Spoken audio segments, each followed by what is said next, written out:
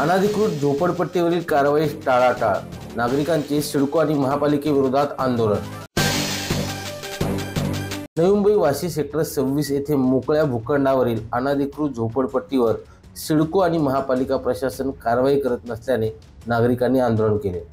नवी मुंबईतील वाशी सेक्टर 26 येथे मोकळ्या भूखंडावरील अनधिकृत झोपडपट्टीमध्ये सुरू असलेल्या अवैध धंद्याविरोधात नागरिकांचे आंदोलन सुरू होते। या ठिकाणाहून जात असताना आंदोलनकर्त्यांना पाहताच वनमंत्री गणेश नाईक यांनी ताफा थांबवून आंदोलनकर्त्या नागरिकांची भेट घेत समस्या सोडविण्याचा शब्द दिलाय। अमोल कांबळे, संवाद मराठी लाईव्ह, नवी मुंबई।